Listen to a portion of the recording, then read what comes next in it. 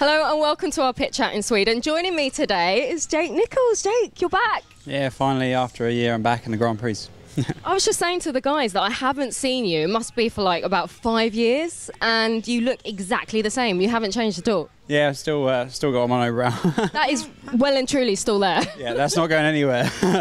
But yeah, it's good to see you again after a little while. Jake was like, "You're so small." I didn't realise how small you were. I haven't got taller, so...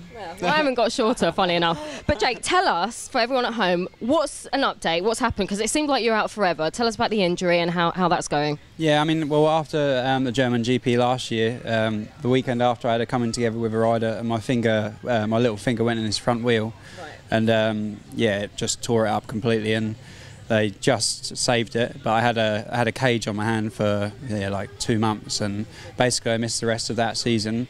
And then the first race of this year, pre-season international, I broke both the bones in my lower arm. So. Separate injury? Yeah, completely separate. So it was my first race back from last year's injury, and just a freak crash. Really, it wasn't even a big crash, but I just landed really awkwardly, and yeah, broke my lower arm. But it's just been complicated ever since, really. The same arm as well? Yeah, same side. So yeah, I've just struggled with strength, and I'm still struggling a little bit with strength, but it's getting there. But you know, the best thing for it is to ride and to race yourself back into fitness. Let's have a look at the finger. How's it looking? Oh, it's a little bit deformed slightly. Yeah, it's a little bit deformed, but I think it's to be expected after going into a wheel. But it works fine. And my wrist is fine now. Like it's been 4 months since I did my wrist, and originally they said it would be 6 weeks, and I did start riding after 6 weeks, but then it re-broke while I was riding, so I then had to start again. So it's been a real mission.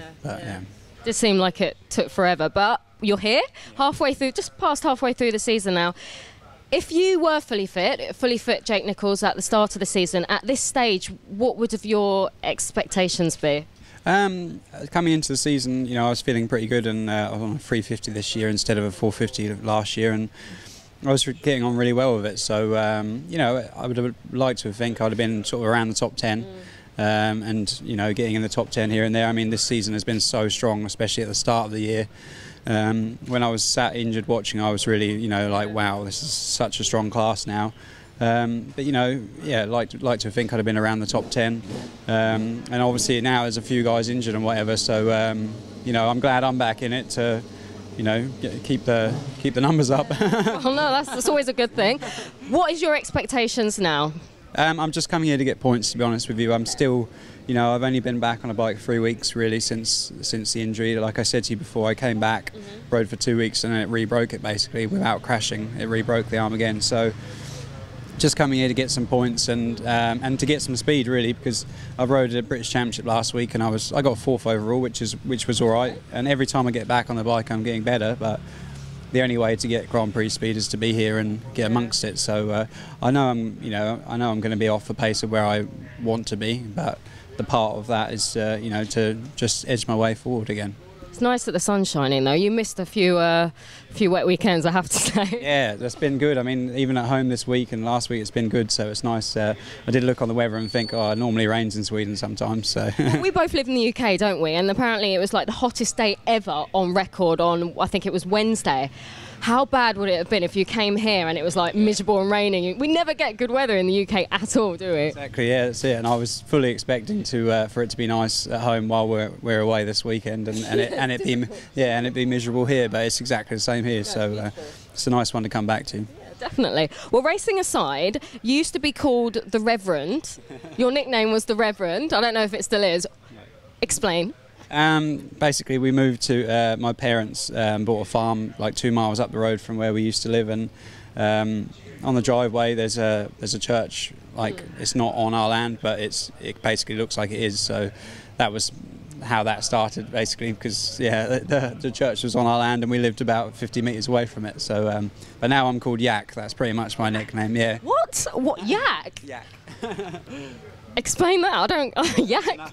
Another weird one, but I lived in Belgium for 3 years and rode for Jackie Martin's team, and a lot of the Belgians struggled to say Jake, and Harry Everts included. It used to sometimes just end up as a Yak instead of Jake. No way. And we used to laugh, and now all my friends call me Yak.